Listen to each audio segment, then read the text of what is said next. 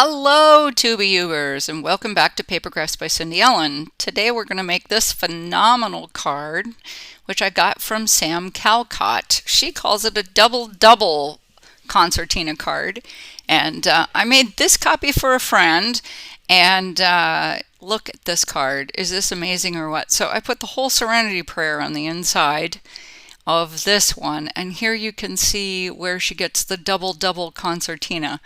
So the card is 5 3/4 inches square, so it fits in a 6 by 6 envelope. It's pretty thick though, and then that whole thing folds up. This one doesn't fold up very well because I used hexagons for the cutout part in the middle, but it does fold up. And today we are going to make a Christmas version. So on the back there you can cut out your write your sentiment. Down in the description box below are all of the measurements. Although I'm going to talk you through it. Here you go. So for the outside of the card, you are going to need 2 pieces of paper that are 5 3/4 by 12 inches long. And you are going to, on the 12-inch side, you're going to score it at 5 3/4 and 11.5. Which is what I'm showing you there. So you need 2 of those pieces. You're going to need 1 piece of 5 3/4 by 5 3/4, so basically a square. And you're going to need 1 piece of 5 3/4 by 6 1/4, so that, and then you're going to score that at 5 3/4. So you're going to have a 1/2 inch tab on the end. So all of this, you're going to have tabs on the end, and then we're going to glue the whole thing together so it looks like one big card. So here I am. I'm showing you how to score it at 5 3/4. So there's your 1/2 inch tab. I scored everything first, and I've made all of these bits so that basically the video isn't like an hour and a half, 2 hours long. And I'm not going to be decorating this card during this whole video because I don't want, it's my parents' card and my mother watches my videos and I don't want you to see. Here I'm showing you it's the outside of the card. And the next part we're going to cut is that inside strip, the inside accordion strip. My mom watches my videos and I don't want her to see the whole card, so you guys don't get to see the decorations. Sorry! So here for the inside strip, you need 2 pieces that are 3 1/4 by 10 1/4 inches long, and you're going to score those. So you need 2 of those. You need 2 pieces that are 10 1/4 inches long by 3 1/4 inches, wide. I don't know quite how to say that. So yeah. Anyway, along the 10 1/4 inch side, you're going to score it 3 1/4, 6 1/2, and 9 3/4. So again, you have a 1/2 inch tab. There you go. So that's 3 1/4 down and 10 1/4 inches across. And this is 6 1/2 inches across and 3 1/4 inches down. And you're going to score it 3 1/4. So now you've got 2 3 1/4 inches square. And that's just going to go on the end of your strip to make the entire thing as long as it needs to be to go across the card.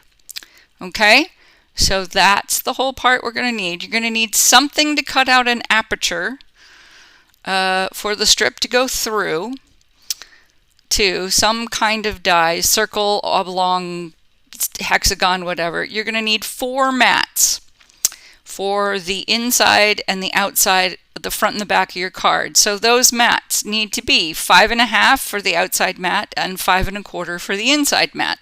And then whatever kind of decorations you want to put on that. For the back of the card, you're going to need something to write on.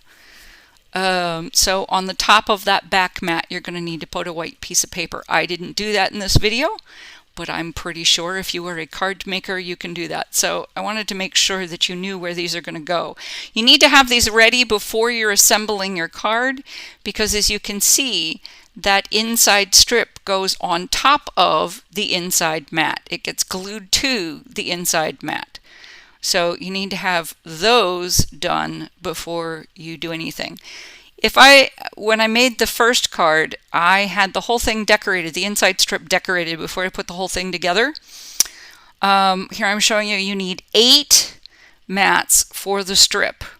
And those mats need to be 3 inches square and then matted with a 2 3/4 inches square if you want mats. If you want mats and layers, if you want the mats and layers, and I think I'm going to show you how those go down. As I said, I'm not going to be decorating this because I don't want my mom and dad to see the entire card before they get the entire card. But you can see that that's what it's going to look like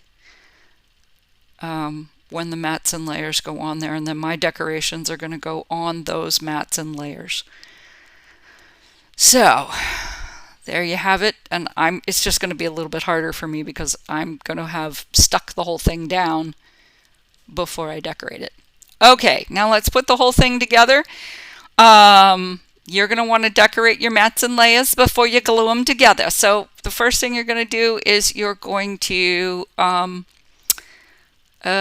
fold all your score lines. I'm going to suggest, even though they only go in one direction, that you fold your score lines going in both directions because it's just easier.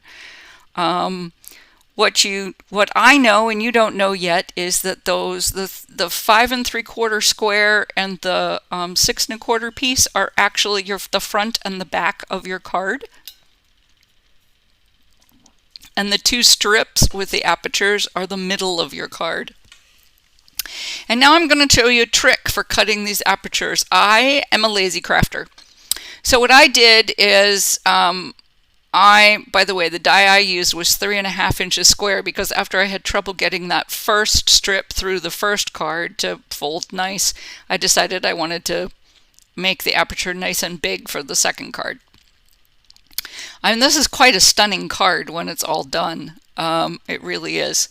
And before you put the whole thing together, as I'm going to show you, you're going to want to make frames for that, for the apertures too. So I made a guide, a die guide for my aperture pieces for these cards. So this is what I did. So see there, you can see. And you know, if you make an aperture, a guide, a die guide, that die will, as you fiddle around with it, you can cut both pieces of paper at the same time. You're going to fit the die. My die wasn't quite in the middle of the piece of paper, so what I'm doing here in the video is I'm trying to figure out which end is up. No, not that way. No, not that way. No, that. Wait a minute. I think that's it. Yeah, nope. Okay, maybe one more turn. Is that it? Is that it? How did I do this?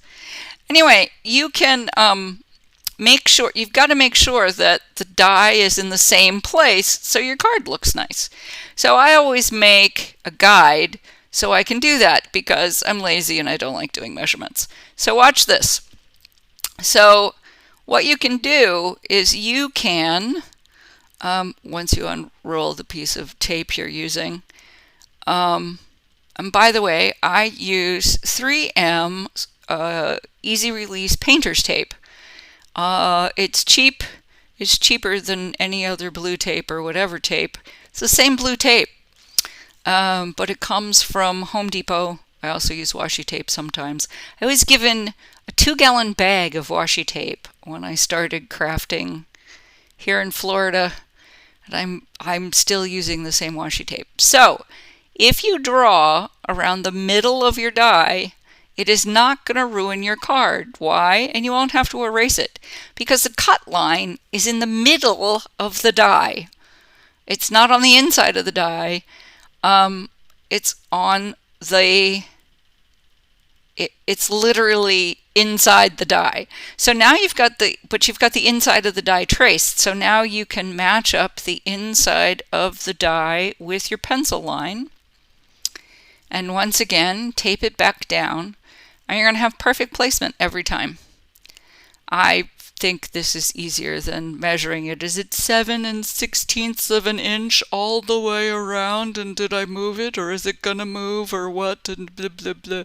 This is just easier. Maybe I'm a lazy crafter, or maybe I just like to find ways for my old eyeballs to not have to cross every single time I make a card. So there you go. You know? Okay, I'll be back in a minute. Ready? Whir, whir, whir.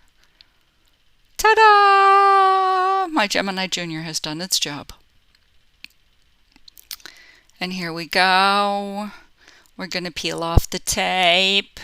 And it peels off. There's glitter all over that tape. Yes, there is. Why? Because glitter gets everywhere. And it's Christmas. That's why. And see, the line is on the piece you're cutting out and throwing away. There you go. So don't worry about the pencil line. And now we've got that pencil line cut out. And now we can start to put together our card. So get out your trusty glue. You need liquid glue for this, people. You really do. I suppose you can use...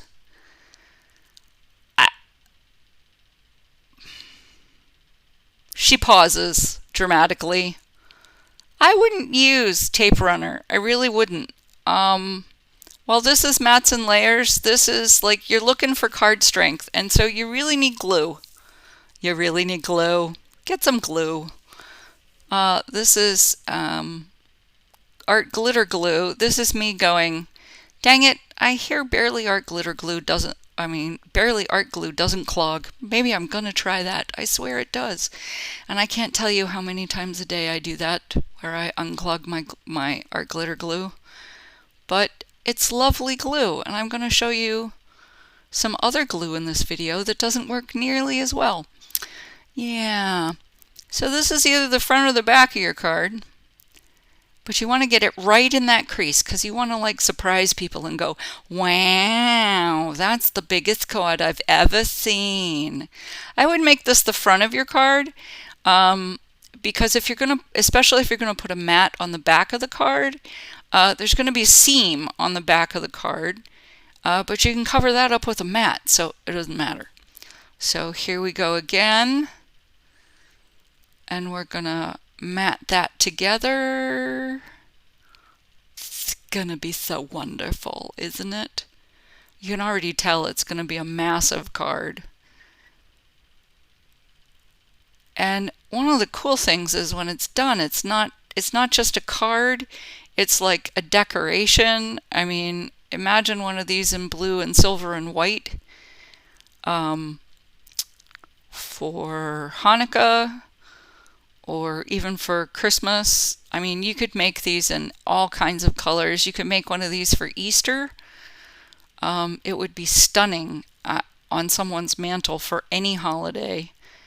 It's a 50th anniversary card. So there we are. Notice you're gonna so now we're starting to zigzag fold it. So you make those mountain folds. There we go. Mountain valley, mountain valley, mountain valley. Yeah. It starts to get a little unwieldy. You got to make sure you got all the folds like one right on top of the other too. That's always good.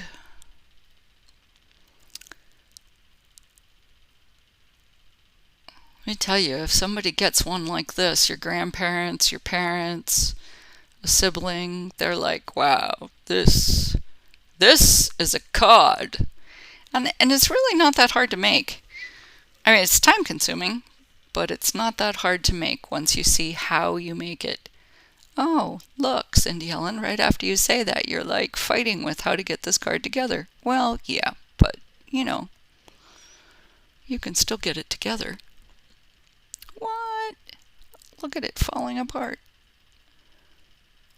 It's just having a hard time because it's like, no, I don't want to join the rest of my friends. I'm like, yes, you're going to. You're going to. Ready? There you go. I will Teflon bone folder you into place. Yeah, and then make sure you crease all those folds going in the right direction. Remember, what I'm teaching you today is how to assemble this card. I'm not going to teach you how to decorate it because you have your own imagination and I believe in you. So there you can see that's the outside of the card.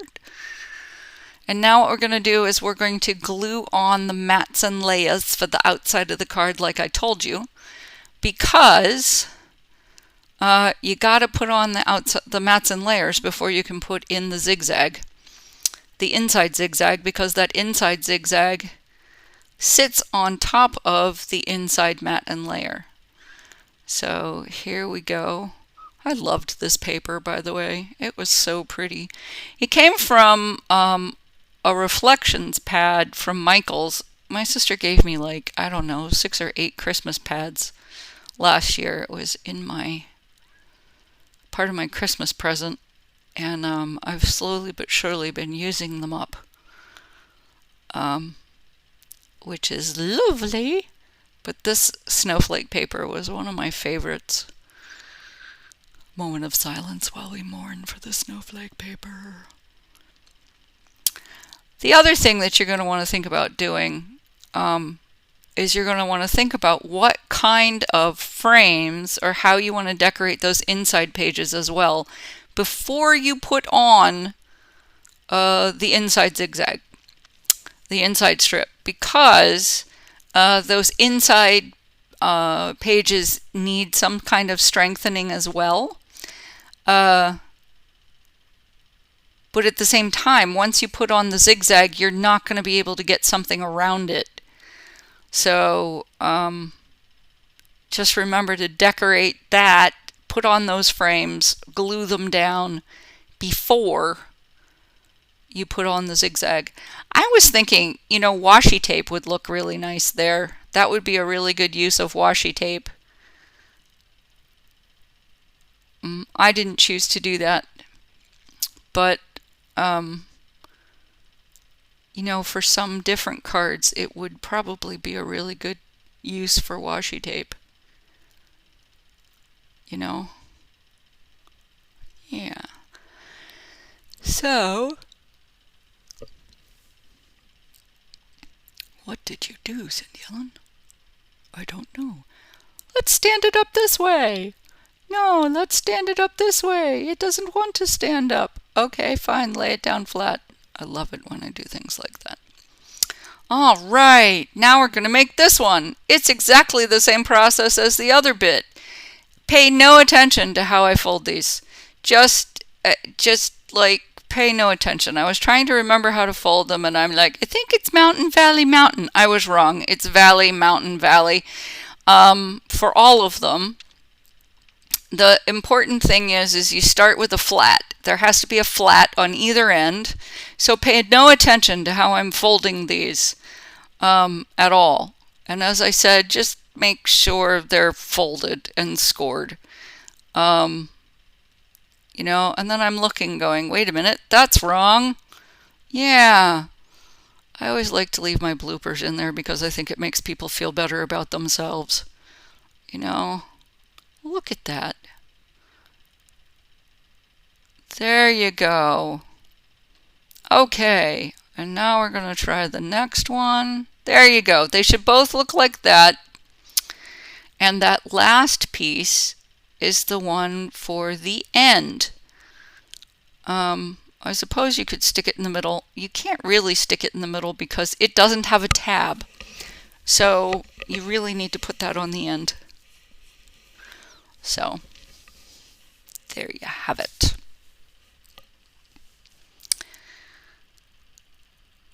Yeah. All right, we got everybody folded. That last one I folded backwards too, by the way. So at least I put it all together right. So just pay attention to that part. Yeah. Anyway, Sam Calcott does mixed up craft. And when I first started sort of making cards to sell, making different kinds of cards, I got tired of A2 and A4 kinds of cards. I went online to say there's got to be some different kinds of cards to make, and I came across her Aerofold cards, and then I just started making lots and lots of her cards, and I really suggest you check her out. It's Mixed Up Craft. She lives in the UK. She has her own line of stamps and dies now. But when I started watching her, she did not. That was a long time ago. I started watching her when she first started. I think that was like 6 years ago now. But now she works for Craft Stash and several other places. She's been on Trimcraft's design team and Wow, I think Wow's design team. I'm not sure. So there you have it. Those two ends need to be flat. And now for some reason in the original video I thought you needed to watch me glue mats and layers down, but that's ridiculous. But here you go. This is what I started doing. I started gluing down the mats and layers, and then I was thinking, that's ridiculous. You don't need to watch me do this. That's dumb. So, that. You know how to glue things down. Ta-da! All right. So here's my finished card, and it's ready to have the strip put in the middle. Notice I have the frames done. So I have frames done on either side, and what I basically did was I matted the frames to look like the smaller strip. I took the same red cardboard and the same green paper, and I matted it. I made my own frames using a 4x4 square and a 5x5 square. You make whatever frames you wanted. On the original card, I used two slightly bigger dies to make it, and that came out just fine. You can literally do whatever you want. People have used ovals, people have used, flowers, leaves, all different kinds of things. The important thing is to make sure that this strip ends up in the middle of whatever cutout you've got. Okay, so I went to look for my art glitter glue and I didn't have any on my desk, and what I had was the Perfect Card Adhesive from Wendy Vecchi, and I hadn't used it in a while, and I'm like, well, it's glue. How different can it be? It can be very different. So I use this glue for glue resist and different things, and it does not grab quickly. This is me going, wow, that's really slidey glue. This glue gives you a lot of playtime. It does dry matte, which is nice, but it gives you a lot of playtime. This is me holding it down going, whoa, nope, still sliding around. Okay, I'll just hold it here forever. It does dry very thin. It's very watery.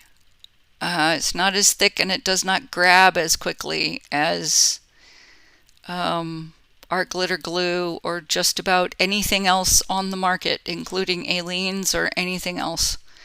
It doesn't even grab as fast as Aleene's. So this is me going off to find more art glitter glue, which I'd left my other bottle in the other room. I was making Christmas cards. Ta-da! Brand new bottle. Thank you, God, for the brand new bottle. Yay! Oops, didn't cut the nozzle all the way off. Yeah. Okay. Now it'll go. Won't it go? No, Cindy Ellen, of course it won't go because you forgot they put that thing. Maybe if I squeeze harder. No, you have to take out the thing on the inside that's keeping it from dripping out and shipping. Yeah, that. Okay, now it's clear. All right. And this is why I am not the cleanest crafter ever. But this is what, fingers. Fingers work really well as a spreading tool. But this is why you should always keep a craft towel in your lap so your pants don't end up covered with glue. Yeah, I did not wipe that in my lap. I wiped it on a towel. And now you make sure that back is on straight. In other words, in line with the rest of the card. And now you just hold it there. Da da da da da da da da da. I suppose we should be singing Jingle Bells or something and not the theme song from Jeopardy. I clean up my desk while I wait, and you just hold it there, waiting for it to grab. Okay, yay, the back grabbed, and look at this. There it is. Isn't that pretty? Isn't it great? Oh, look, the front slid again, but that's okay because the Wendy Vecchi glue is still not dry and still not completely grabbing, and I can still pick it up. Yeah, and move it. So that will tell you something about Wendy Vecchi glue. It is good. It does have some of its uses. I mean, it's good masking glue. Like if you want to put it down on something and ink blend over it once it is dry and then use your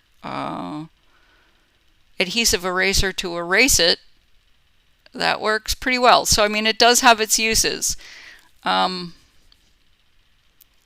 Just grabbing things quickly is not one of them. So it is permanent when dry. As I said, it's not truly dry yet. So, see, and this is me getting my towel off my lap. You thought I was lying there, didn't you? But no, see, it really was on my lap. So, this is me holding it down going, please God, please dry. It is finally dry now, but I like this. I hope you try it, give it a try. It's a fun card to make. And see, this one opens and closes better because the apertures are right. And I had a blast making this card. All the measurements are down below. Also down below, hit that subscribe button, hit that bell so you know when to get notifications. I enjoyed having you here. I hope you come back. Art Glitter Glue, the best stuff on the planet. Bye!